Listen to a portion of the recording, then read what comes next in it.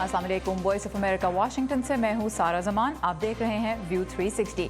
आज के शो में नेटो सरबराह इजलास बेल्जियम में शुरू, अमेरिका और यूरोपीय लीडर्स के दरमियान तनाव, क्या इत्तेहाद अमेरिका का फ़ायदा उठा रहा है? इसके अलावा भी आज के प्रोग्राम में हम आपके लिए बहुत से मुख्तलिफ मौज़ूआत पर रिपोर्ट्स लेकर आए हैं, तो हमारे साथ ही रहिए। शुरू करते हैं वॉइस ऑफ अमेरिका की पेशकश व्यू 360। हमारे बस से हालात जो है बिल्कुल बाहर हो गए। इंतखाबी वादे पूरे होने का मुंतजर सूबा बलूचिस्तान का जिला Awaran strategy that is being put in place. और चीन में टेक्नोलॉजी के शोबे में गैर मामूली तरक्की। बेल्जियम के शहर ब्रसल्स में आज नेटो सरबराह इजलास का आगाज हुआ है, लेकिन तनाव के माहौल में। अमेरिकी सदर डोनाल्ड ट्रंप ने एक बार फिर शिकायत की है कि नेटो रुकन अपने दिफा की मुनासिब जिम्मेदारी नहीं उठा रहे, जिससे अमेरिका पर बोझ पड़ रहा है। यूरोपीय यूनियन और अमेरिका के दरमियान भी दरामदात पर इजाफी टैक्स लागू करने पर दोनों जानिब से एक दूसरे पर पहले से ही तनकीद की जा रही है। ब्रसल्स में एक मुलाकात के दौरान सदर ट्रंप और नेटो के सेक्रेटरी जनरल जॉन स्टोल्टनबर्ग के दरमियान बहस हुई, जिसमें सदर ने जर्मनी के रूस से गैस खरीदने के एक नए मंसूबे पर सवाल उठाया। सदर का मौक़िफ़ था कि जर्मनी एक जानिब रूस से तहफ़्फ़ुज़ के लिए नेटो पर इन्हिसार करता है और दूसरी जानिब तवानाई के लिए रूस पर। नेटो के सेक्रेटरी जनरल ने सदर को यकीन दिलाने की कोशिश की कि नेटो इत्तेहाद अमेरिका समेत तमाम रुकन मुल्कों के लिए मुफीद है। But Germany, as far as I'm concerned, is captive to Russia because it's getting so much of its energy from Russia. So we're supposed to protect Germany, but they're getting their energy from Russia. Explain that. And it can't be explained, you know that. इजलास में शिरकत के लिए रवानगी से कबल भी सदर डोनाल्ड ट्रंप और यूरोपियन काउंसिल के सदर डोनाल्ड टस्क के दरमियान भी ट्विटर पर सख्त जुमलों का तबादला हुआ। सदर ट्रंप ने नेटो मुल्कों पर जोर देते हुए कहा कि आप ज़्यादा रकम खर्च करें, अमेरिका कम, बहुत नाइंसाफ़ी हो रही है। जवाब में मिस्टर टस्क ने अमेरिका को याद दिलाया कि वो अपने इत्तेहादियों की कदर करे, जो बकौल उनके वैसे ही तादाद में कम हैं। उनका मजीद कहना था कि अमेरिका को यूरोपीय यूनियन से बेहतर इत्तेहादी नहीं मिलेगा, हम चीन और रूस से ज़्यादा अपने दिफा पर खर्च कर रहे हैं। नेटो अमेरिका और यूरोपीय मुल्कों के दरमियान तकरीबन 70 साल पुराना एक इत्तेहाद है। इसके क़याम का बुनियादी मकसद तो यूरोप को रूस की जारियत से बचाना था, लेकिन अब दीगर ख़तरों जैसे दहशतगर्दी का खात्मा भी इसके मकासद में शामिल है। इस इत्तेहाद का सबसे अहम उसूल मुश्तरका दिफा पर मबनी है, जिसके तहत रुकन मुल्कों में से एक पर हमला सब पे हमला तस्वुर किया जाएगा। अमेरिका समेत इस वक्त 29 मुल्क इस इत्तेहाद के रुकन हैं। 2006 में नेटो ने फैसला किया था कि हर रुकन अपनी मजमूई कौमी पैदावार का 2% यानी GDP का 2% अपने दिफा पर खर्च करेगा, ताकि कोई भी एक मुल्क अपने तहफ़्फ़ुज़ के लिए दूसरों पर ही इन्हिसार ना करता रहे। लेकिन सिवाय अमेरिका के, जो कि दिफा पर GDP का 3.5% से ज़्यादा खर्च करता है, सिर्फ 4 मुल्क 2% के टारगेट पर अमल कर रहे हैं, और ये ज़्यादातर छोटे मुल्क हैं। इनकी मईशत भी बहुत मजबूत नहीं। जर्मनी, इटली और फ्रांस जैसी बड़ी ताकतों को देखें तो वो अपने दिफा पर इससे काफ़ी कम खर्च कर रही हैं, और नेटो के कुल बजट में भी सबसे ज़्यादा हिस्सा अमेरिका का ही है। तो फिर सवाल ये पैदा होता है कि क्या नेटो अमेरिका का फ़ायदा उठा रहा है? और इसी बारे में हम बात करेंगे अपने आज के मेहमान से, जो है वाशिंगटन के तहकीकी इदारे केटो इंस्टीट्यूट से मुंसलिक तज्ज़ियाकार डग बैंडाउ।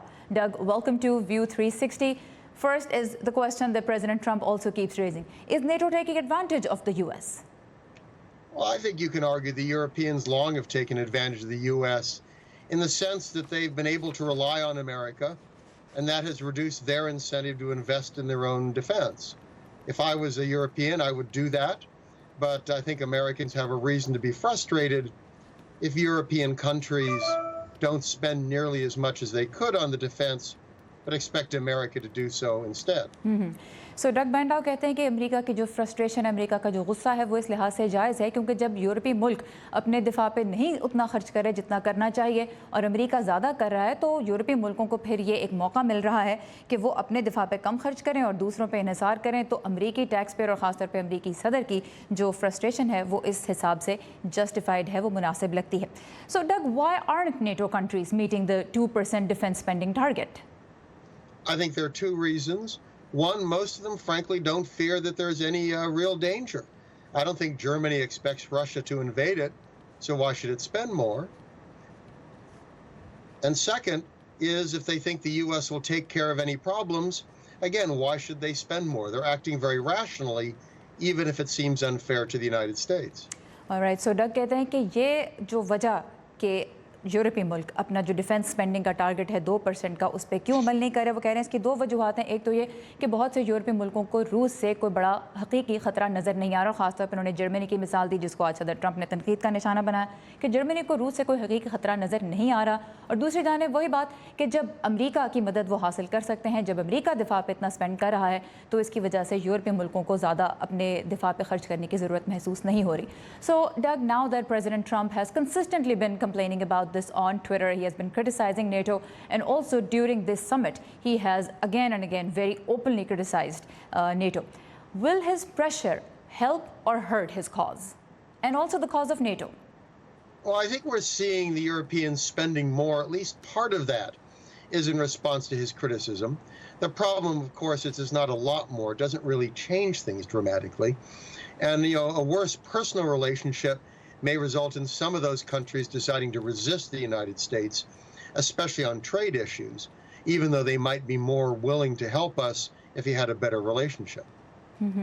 सो डग कहते हैं कि जहाँ तक इस बात का ताल्लुक है कि सदर ट्रंप की जानिब से जो नेटो पर दबाव डाला जा रहा है और जो तनकीद की जा रही है, उसके क्या नताइज सामने आ सकते हैं, तो वो कहते हैं कि कुछ मुल्कों ने अपने जो दिफाई अखराजात हैं उनमें कुछ इजाफा तो किया है और उसकी वजह सदर ट्रंप की जानिब से तनकीद ही है। और दूसरा उनका ये भी कहना है कि सदर के दबाव का ज़्यादा अच्छा असर पड़ सकता था अगर दीगर मुल्कों के जो लीडर्स हैं उनके साथ इस वक्त अमेरिका के ताल्लुकात अच्छे होते। जैसा कि हमने पहले भी जिक्र किया था कि तजारती पॉलिसियों को, टैरिफ्स को लेके इस वक्त ताल्लुकात अमेरिका के दीगर मुल्कों के साथ कुछ तनाव का शिकार हैं। अगर ऐसा ना होता तो भी ये कंट्रीज़ कुछ बेहतर स्पेंड कर सकते थे, लेकिन फ़िलहाल डग का कहना है कि वो रेजिस्ट कर सकते हैं सदर ट्रंप की कोशिशों को, वो उन पर कह लीजिए कि मुखालफत खड़ी कर सकते हैं। डग Bandau was with us from Cato Institute. Doug, we really appreciate your time and your insight. और नेटो इजलास से कुछ देर कबल बरतानवी वज़ीर-ए-आज़म टेरेसा मे ने अफ़गानिस्तान में मज़ीद फ़ौजी भेजने का ऐलान किया। बरतानिया 440 मज़ीद फ़ौजी भेजने का इरादा कर रहा है, जिससे अफ़गानिस्तान में तैनात उसके फ़ौजियों की कुल तादाद 1100 तक हो जाएगी। दूसरी जानिब खबर रसा इदारे रॉयटर्स के मुताबिक ट्रंप इंतज़ामिया भी हौसले में किसी बड़ी और हालात में किसी बड़ी तब्दीली ना आने के बायस अपनी अफ़गान हिकमत अमली बदलने पर अब गौर कर रही है। पिछले 17 सालों के दौरान अमरीका इंसदाद दहशतगर्दी पर तकरीबन 2800 अरब डॉलर्स खर्च कर चुका है, जिसका बड़ा हिस्सा अफ़गानिस्तान में इस्तेमाल हुआ। इस दौरान मुख्तलिफ अमरीकी सदूर की अफ़गान पॉलिसी तरजीहात और उनमें पाकिस्तान के किरदार का जायज़ा ले रही हैं सबा शाह खान। अगर दहशतगर्दी के खिलाफ जंग में 17 सालों के खर्च का मवाजना किया जाए तो सबसे ज़्यादा 2008 यानी सदर बुश के आखिरी साल में 260 अरब डॉलर्स और फिर सदर ट्रंप के पहले साल में 127 अरब डॉलर्स खर्च किए गए।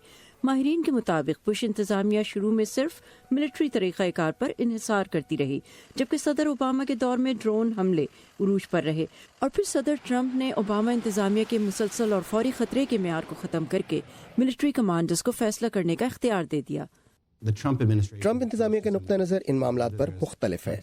अमरीका दहशतगर्दी के खिलाफ अफगानिस्तान में जारी जंग पर अब तक तकरीबन 850 अरब डॉलर्स खर्च कर चुका है, लेकिन अफगानिस्तान में अमन का हुसूल अब भी एक चैलेंज है और अफगानिस्तान और अमरीका इसका जिम्मेदार पाकिस्तान को ठहराते हैं। जंग में पाकिस्तान के रोल के बारे में वो क्या सोचते हैं ये तो वाज़ेह है, लेकिन हमें ये नहीं पता कि ये ताल्लुक पाकिस्तान को हक्कानी नेटवर्क के खिलाफ मजीद एक्शन लेने पर किस तरह से आमादा करेगा। अमरीका पाकिस्तान को इस पर कैसे राजी कर रहा है कि वो दहशतगर्दी के नेटवर्क को खत्म करे, और अमरीका को इसका यकीन है कि हक्कानी नेटवर्क को पाकिस्तान अगर चाहे तो अमन के लिए राजी करने में कलीदी किरदार अदा कर सकता है। पाकिस्तान अमन कायम करने की किसी भी कोशिश को खराब भी कर सकता है। बेहतरीन सूरत हाल ये होगी कि तालिबान को वो मेज तक लाएं और उन पर दबाव डालें। अमरीकी नुक्ता नज़र से उनकी शमूलियत जरूरी है, लेकिन कामयाबी के लिए नाकाफी है। तो क्या पाकिस्तान में होने वाले इंतखाबात से अमरीका की तवक्कात पूरी हो सकेंगी? अमरीका को पाकिस्तान से अफगानिस्तान के मामले पर ताउन न करने की शिकायत रही है, तो क्या मुस्तकबिल में बनने वाली हुकूमत अमरीका की तवक्कात पूरी करने की मुतहम्मिल होगी? क्या आने वाली हुकूमत लश्कर तैयबा और हक्कानी नेटवर्क के खिलाफ कार्रवाई करने में कामयाब रहेगी? तो मेरे ख्याल में कोई भी आने वाली हुकूमत एस्टैब्लिशमेंट की मर्जी के बगैर ऐसा नहीं कर पाएगी। वो कहते हैं कि पाकिस्तान में बनने वाली हुकूमत अगर अमरीका के साथ सख्त रवैये के वादे पर इख्तियार में आती है तो दोनों मुल्कों के दरमियान हालात मजीद बिगड़ सकते हैं। पाकिस्तान और अफगानिस्तान की अमन के लिए जारी मुश्तरका कोशिशें और तालिबान की अमरीका के साथ मुज़ाकरात की उम्मीद بظاہر جہاں پاکستان اور افغانستان کے تعلقات بہتری کی سمت جاتے نظر آتے ہیں، وہیں واشنگٹن میں ماہرین امریکہ کے طالبان اور پاکستان کے ساتھ تعلقات میں ٹھوس پیش رفت نہیں دیکھتے۔ Saba Shah Khan, Voice of America, Washington. Organisation of Islamic Cooperation کے تحت مسلم علماء کے ایک اجلاس میں افغان طالبان پر زور دیا گیا ہے کہ وہ انتشار کے خاتمے کے لیے مذاکرات کی میز پر آئیں، کیونکہ اس مسئلے کا بقول ان کے کوئی عسکری حل نہیں۔ افغان صدر اشرف غنی نے علماء کا ٹویٹر پر شکریہ ادا کیا کہ انہوں نے طالبان کی کارروائیوں کو فتنہ قرار دیا ہے۔ مختلف ملکوں سے تعلق رکھنے والے تقریباً 100 عالم دین سعودی عرب میں 2 روزہ اجلاس میں شرکت کے لیے جمع ہوئے۔ طالبان نے خبردار کیا تھا کہ ان کی سرگرمیوں کو جہاد کے سوا کچھ اور نہ قرار دیا جائے۔ اور پشاور میں کل شام عوامی نیشنل پارٹی کے ایک انتخابی جلسے پر خودکش حملے میں ہلاک ہونے والے پارٹی کے رہنما اور صوبائی اسمبلی کے حلقے پی کے 78 کے امیدوار ہارون بلور کو آج سپرد خاک کر دیا گیا۔ حملے سے اب تک کم از کم 21 افراد ہلاک ہو چکے ہیں، جبکہ 74 زخمیوں میں سے بعض کی حالت نازک ہے۔ کالعدم تحریک طالبان پاکستان نے اس حملے کی ذمہ داری قبول کی ہے۔ عوامی نیشنل پارٹی کے قائد اسفندیار ولی نے کہا ہے کہ ان کی جماعت اس سانحے کے باوجود الیکشن میں حصہ لے گی۔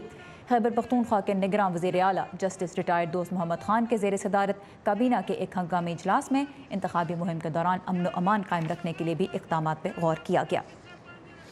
پاکستان سمیت دنیا بھر سے اہم خبروں اور تازہ ترین معلومات کے لیے آئیے ہماری ویب سائٹ urduvoa.com پر، جہاں 2018 کے الیکشن کے بارے میں آپ تازہ ترین معلومات حاصل کر سکتے ہیں، اور اس پیج پر پاکستان کے سیاسی منظرنامے کی تازہ ترین صورتحال بھی آپ پڑھ سکتے ہیں، اور اس پہ ماہرین کی بھی رائے آپ کے لیے موجود ہے۔ دنیا بھر سے ملنے والی کچھ اہم خبروں کی جھلکیاں دیکھتے ہیں آج کے ورلڈ ویو میں۔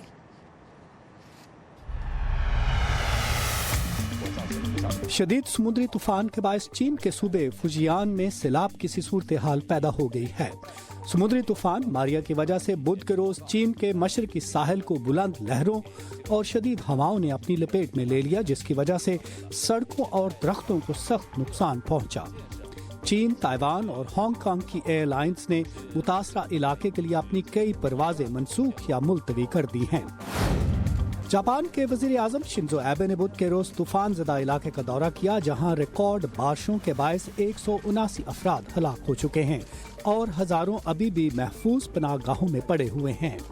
ایبے نے قدرتی آفت سے ہونے والے نقصان کی وجہ سے اپنا بیرونی دورہ منسوخ کیا اور طوفان زدہ علاقے اوکایاما کا دورہ کیا۔ ہنگامی صورتحال سے نمٹنے والے ادارے لاپتہ افراد کی تلاش میں مصروف ہیں اور امکان ہے کہ ہلاکتوں میں اضافہ ہوگا۔ اسپین کے روایتی سان فرمین نامی میلے کے 5ویں مرحلے میں سانڈوں کے آگے دوڑنے والے 2 کھلاڑی کچلے گئے۔ بدھ کے روز پیپلونا شہر کی گلیوں میں سینکڑوں شائقین نے خاص نسل کے سانڈوں کے آگے دوڑ میں حصہ لیا۔ سڑک کی پتھریلی سطح کی وجہ سے کئی سانڈ پھسل کر گر گئے۔ جیسے ہی فرانس نے ورلڈ کپ کے سیمی فائنل میں بیلجیم کو ہرا کر فائنل کے لیے کوالیفائی کیا، فٹ بال کے لاکھوں شائقین خوشی کے اظہار کے لیے پیرس کی گلیوں میں امڈ آئے۔ روس میں آج برطانیہ اور کروئیشیا کے درمیان دوسرے سیمی فائنل میں جیتنے والی ٹیم فائنل میں فرانس کا سامنا کرے گی۔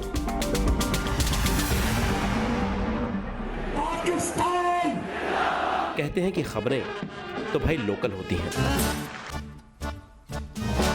لیکن جب ہمارے اور دنیا بھر کے مسائل ایک سے لگنے لگے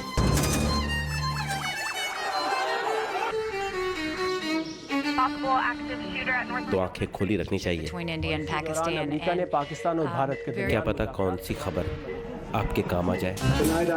Great ideas. 25-year-old, 22-year-olds who are building billion-dollar companies. Our dream is to bring new technologies. View 360 صرف آج نیوز پر۔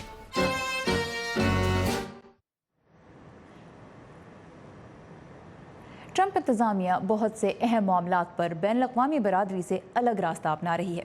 ٹیرفز کی پالیسی، ایران جوہری معاہدہ، پیرس ماحولیاتی معاہدہ، ان سب پر امریکہ کی پوزیشن دیگر ملکوں سے مختلف ہے، اور اب شیر خوار بچوں کی صحت کے معاملے پر بھی امریکہ سب سے الگ کھڑا ہے۔ 40 سال کی تحقیق یہ ثابت کرتی ہے کہ بچوں کے لیے ماں کے دودھ سے بہتر اور کچھ نہیں۔ اس کا نیم البدل بنانے والی کمپنیوں کو غلط اور گمراہ کن معلومات پھیلانے سے روکنے کے لیے حال ہی میں اقوام متحدہ کی ورلڈ ہیلتھ اسمبلی میں بچوں کو ماں کا دودھ پلانے سے متعلق ایک قرارداد پیش کی گئی۔ توقع تھی کہ یہ بآسانی منظور ہو جائے گی، لیکن امریکی وفد نے اس کی مخالفت کر دی اور نیو یارک ٹائمز کے مطابق دیگر ملکوں پر بھی ایسا کرنے کے لیے دباؤ ڈالا۔ صدر ڈونلڈ ٹرمپ نے نیو یارک ٹائمز کی رپورٹ کو مسترد کرتے ہوئے ایک ٹویٹ میں کہا ہے کہ امریکہ بریسٹ فیڈنگ کی بھرپور حمایت کرتا ہے، لیکن ہم خواتین کی فارمولا دودھ تک بھی رسائی روکنا نہیں چاہتے۔ ناقدین کا کہنا ہے کہ امریکی حکومت ماؤں کے بجائے بڑی کمپنیوں کا ساتھ دے رہی ہے۔ چین نے ٹرمپ انتظامیہ کی جانب سے $200 ارب کی مصنوعات پر 10% اضافی ٹیکس لاگو کرنے کے نئے اقدام پر سخت حیرت کا اظہار کیا ہے۔ اس سے پہلے ٹرمپ انتظامیہ نے $50 ارب کی چینی درآمدات پر ٹیرفز لاگو کیے ہیں، لیکن امریکی صنعتوں کے تحفظ کی اس کوشش کا بعض شعبوں پر منفی اثر بھی پڑ سکتا ہے، جس میں زراعت کا شعبہ نمایاں ہے، اور یہ وہ شعبہ ہے جس سے منسلک افراد نے بڑی تعداد میں ڈونلڈ ٹرمپ کو ووٹ دیا تھا۔ امریکی کاشتکاروں کو اب اپنا مستقبل کیسا نظر آ رہا ہے، جاننے کے لیے چلتے ہیں امریکہ کی ایک زرعی ریاست الینوائے۔ ریاست الینوائے کے کاشتکار اسکاٹ ہیلپن نے 20 سال سے نیا ٹریکٹر نہیں خریدا۔ وہ ساز و سامان جو ان کا خاندان آج استعمال کرتا ہے اس کی اچھی دیکھ بھال کی گئی ہے، اس لیے ابھی تک کام کر رہا ہے۔ امید ہے کہ اسے بدلنے کی نوبت جلد نہیں آئے گی، کیونکہ ہیلپن کا کہنا ہے کہ وہ اس کی استطاعت نہیں رکھتے۔ زرعی معیشت کی اس حالت میں تو نہیں۔ یہ سبز اور پیلے رنگ کے ٹریکٹر میڈ ان امریکہ ہیں۔ انہیں بنانے والی کمپنی جان ڈیئر کی سیلز اور منافع میں اس سال کے شروع میں اضافہ دیکھا گیا، لیکن یہ امریکہ کی جانب سے چین کے ایلومینیم اور سٹیل پر اضافی ٹیکس لگانے سے پہلے کی بات ہے۔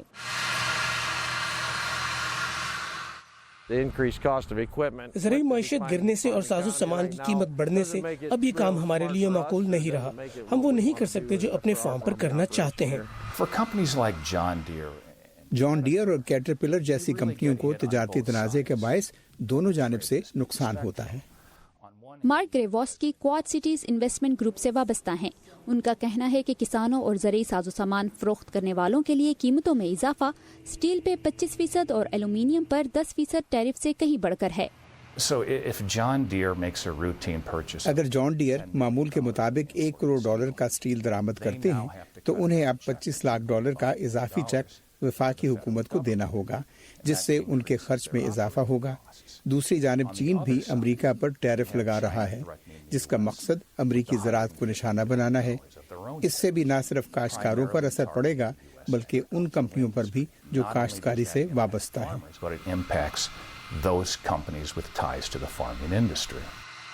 زرعی ساز و سامان کی قیمت میں اضافے اور چین جیسی بڑی منڈیوں تک رسائی سے متعلق خدشات ہیلپنز جیسے کاشتکاروں کے لیے ہر طرف سے مشکلات کھڑی کر رہے ہیں۔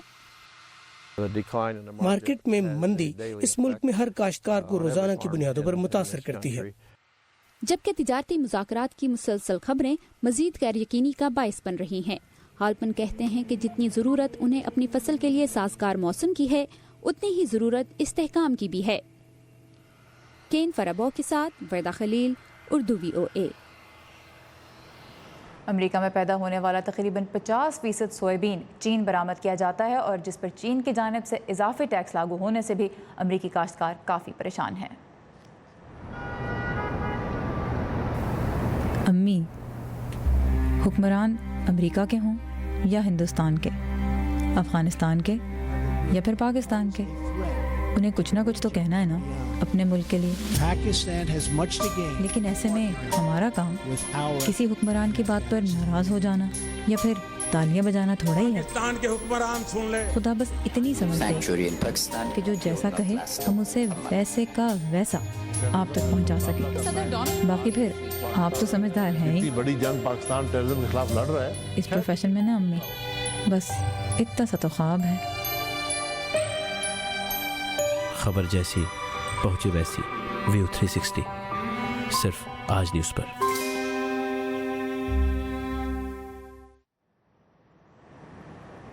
پاکستان میں کچھ ہی روز میں انتخابات ہونے والے ہیں۔ بہتر روزگار کی فراہمی اور اس کا تحفظ ہر پارٹی کا ہی وعدہ ہے، لیکن ملک کے کئی حصے ایسے ہیں جہاں لگتا ہے کہ وعدے کرنے والے کبھی مڑ کر آئے نہیں۔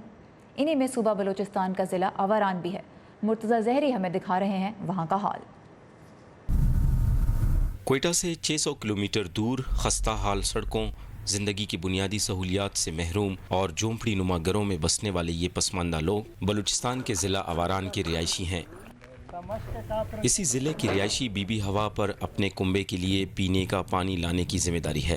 پانی لانے کے لیے انہیں روزانہ 6 کلومیٹر طویل سفر طے کرنا ہوتا ہے۔ یہ عمل ان کے لیے دشوار تو ہے، مگر اس سے زیادہ وہ علاقے کی غربت، صحت اور تعلیم سمیت بنیادی سہولیات کی عدم فراہمی پر حکومت سے شکوہ کرتی ہیں۔ بیماری گی اسکول امرا نہیں امرا ہچ سہولت نہیں اما غریباں۔ ضلع بھر میں تعلیم کا شعبہ بدحالی کا شکار ہے۔ خصوصاً 2013 کے زلزلے میں اکثر اسکولوں کی عمارتیں تباہ ہو گئیں، جس نے رہی صحیح کسر بھی پوری کر لی۔ محکمہ تعلیم کے مقامی انتظامیہ کے مطابق محدود وسائل میں دوبارہ ان تعلیمی اداروں کو بحال کرنا مشکل عمل رہا۔ وہ ہم پہلے سے پسماندہ تھے، تو ہماری جو ہے ہائی اسکولوں کی حالت اور بہت حد تک بگڑ گئی اور پھر ظاہر ہے پسماندہ علاقہ اور پھر یہ تباہ قدرتی آفات، تو اس کے نتیجے میں ہم لوگ تو یوں سمجھ لیں کہ ہمارے بس سے حالات جو ہے بالکل باہر ہو گئے۔ پاکستان میں غربت کے خاتمے کے لیے قومی سطح پر پاکستان پاورٹی ایلیویشن فنڈ کام کر رہی ہے۔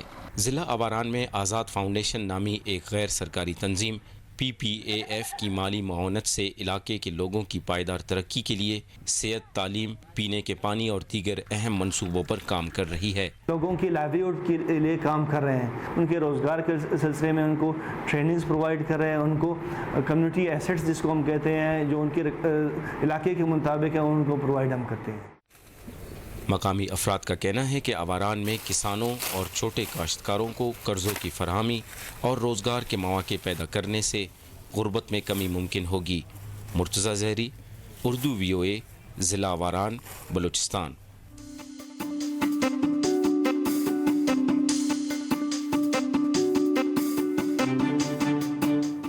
چین پہلی مرتبہ دنیا بھر میں نئی ایجادات اور تحقیق کے حوالے سے چوٹی کے 20 ملکوں میں شامل ہو گیا ہے، جبکہ امریکہ اس درجہ بندی میں کچھ نیچے چلا گیا ہے۔ مزید جانتے ہیں اس ہفتے کے ٹیک سیگمنٹ میں۔ اقوام متحدہ کے انٹلیکچوئل پراپرٹی آرگنائزیشن کا کہنا ہے کہ چین گزشتہ چند برسوں میں مسلسل آگے بڑھتے ہوئے بین الاقوامی انوویشن انڈیکس میں 5 درجے ترقی کر کے 22ویں سے 17ویں پوزیشن پر آ گیا ہے۔ چینی رہنماؤں نے ایجادات کی حوصلہ افزائی اور چین کو جدت پسند معاشی طاقت بنانے کے لیے ایک انتہائی محتاط حکمت عملی اپنائی ہے۔ چین اب دنیا بھر میں سائنس اور ٹیکنالوجی کے ہنرمند ورکرز کی تعداد، اشاعت اور پیٹنٹ میں سب سے آگے ہے، جبکہ تحقیق اور سائنسی ایجادات پر خرچ کے حوالے سے دوسرے نمبر پر ہے۔ امریکہ اس فہرست میں 2 درجے تنزلی کے بعد 6 نمبر پر آ گیا ہے، لیکن نئی ایجادات کے لیے مقبول علاقوں کی فہرست میں امریکہ اب بھی پہلے نمبر پر ہے۔ سان ہوزے، سان فرانسسکو، سلیکون ویلی اور بوسٹن جیسے شہروں کو اگر آپ ملک کر دانے تو پھر یہ تمام علاقے پہلے نمبر پر ہوں گے۔ انوویشن انڈیکس تعلیم اور اعلیٰ ٹیکنالوجی پر اخراجات جیسے 180 عوامل کا تقابلی جائزہ لیتی ہے کہ کیسے نئی ایجادات معیشت اور لوگوں کی زندگی کو بہتر بنا رہی ہیں۔ اس انڈیکس نے 20 ایسے ملکوں کی فہرست بھی شائع کی ہے جو اپنی ملکی ترقی کے مقابلے میں سائنسی ایجادات میں توقع سے بہتر کارکردگی دکھا رہے ہیں، جن میں بھارت، ایران، تھائی لینڈ اور ویتنام شامل ہیں۔ اس لسٹ میں 6 افریقی ملک بھی شامل ہیں۔ اسٹیو باراگونا کے ساتھ ثاقب الاسلام، اردو VOA۔ ٹیک رپورٹ کے ساتھ ہی ہمارا آج کا ویو 360 پہنچ رہا ہے اپنے اختتام پر۔ ہمارا اور آپ کا رابطہ قائم رہ سکتا ہے ہر وقت facebook.com/VOA اردو کے پیج سے۔ سارا زمان کو یہاں پہ اجازت دیجیے، انشاءاللہ آپ سے کل ملاقات ہوگی، تب تک کے لیے خدا حافظ۔